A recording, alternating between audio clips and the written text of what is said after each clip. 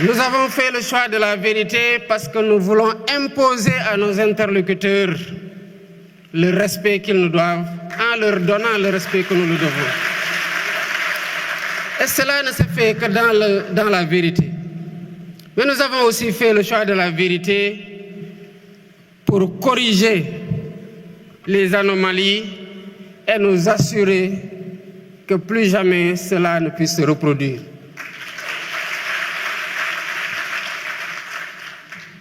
Toutes les fois que nous avons discuté avec les partenaires techniques et financiers, ils nous ont posé la même question légitime, certainement que beaucoup d'entre vous se posent. Oui, mais comment allez-vous redresser la situation? Il fallait justement un plan pour redresser la situation et c'est là toute la pertinence du plan de redressement que le Premier ministre a conçu et a présenté. Avant, quand des difficultés étaient relevées à la suite d'un diagnostic, on se contentait justement à dire que nous allons maîtriser les dépenses publiques, que nous allons faire une meilleure mobilisation des ressources domestiques, que nous allons mobiliser des financements endogènes. Oui, mais la question du FMI revient toujours. Oui, vous allez faire tout ça, mais comment? Concrètement, vous allez le faire. Évidemment, il n'y avait pas de réponse, si ce n'est dinañ ko lijjanti.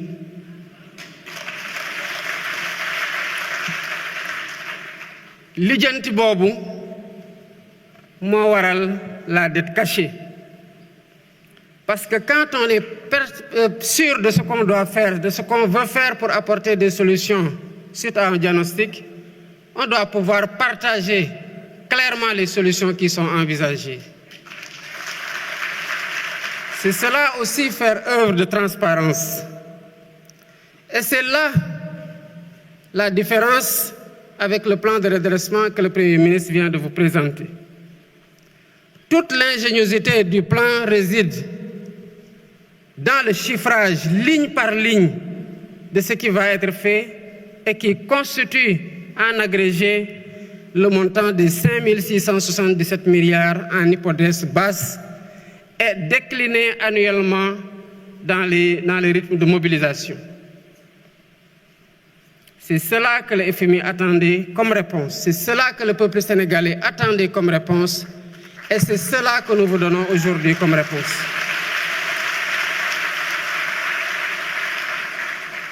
Le Premier ministre l'a dit à juste titre. Le redressement a commencé avant ma prestation de serment. Quand lors de ma visite au Palais de la République, m'entretenant avec mon prédécesseur, je lui ai dit que j'ai appris que vous êtes sur le point de signer une convention, une concession sur les chantiers navals de Dakar qui n'a pas été négociée dans les meilleurs termes. Évidemment, il s'en est défendu, mais je lui ai demandé de stopper.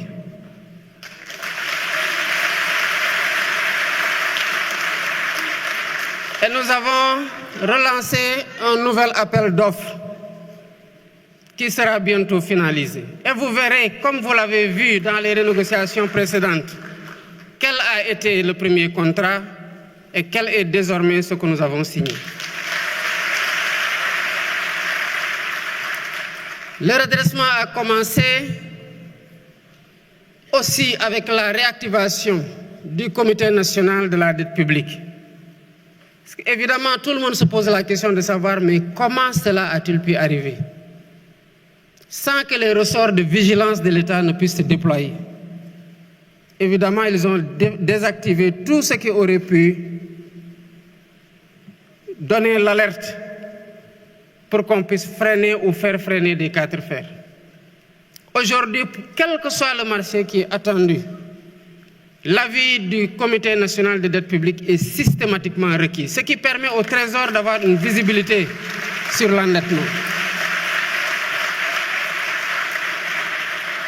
Mesdames, Messieurs, le redressement a commencé et se poursuit. Cette semaine, j'ai convoqué une session extraordinaire de l'Assemblée nationale pour le vote de 4 lois sur la transparence.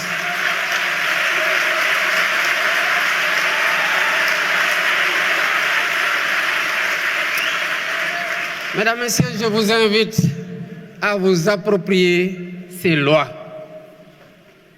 Ça fait une année que nous travaillons sur ces lois pour nous assurer d'avoir le meilleur dispositif de lutte contre la corruption et de promotion de la bonne gouvernance.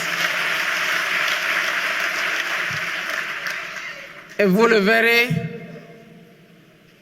peut-être que vous partagerez mon sentiment. Et Dieu sait que j'ai été particulièrement exigeant. Je suis très satisfait.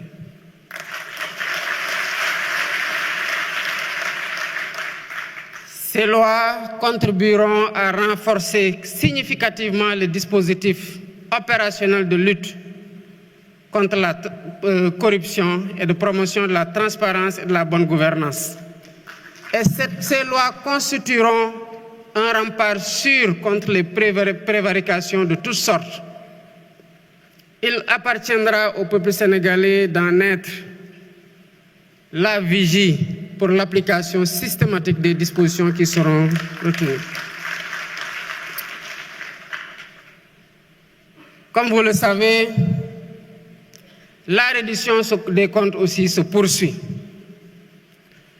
Vous avez vu, l'Assemblée nationale fait son travail, la justice fait son travail dans la sérénité. Et ce travail se poursuivra dans la sérénité. Pour ce qui concerne la taille de l'État, le redressement aussi a déjà commencé. Nous avons dissous le Haut Conseil des collectivités territoriales et le Conseil économique, social et environnemental. Qu'est-ce que nous avons fait par la suite des budgets de ces deux institutions? Nous avons recruté 2000 enseignants.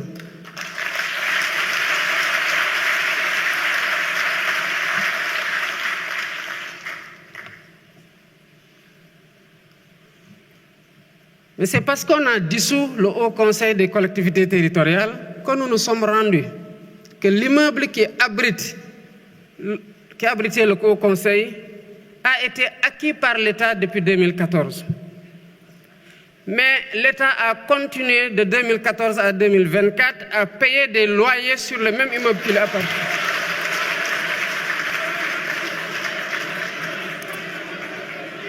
Et cela pour un coût cumulé d'au moins 3 milliards en 2024.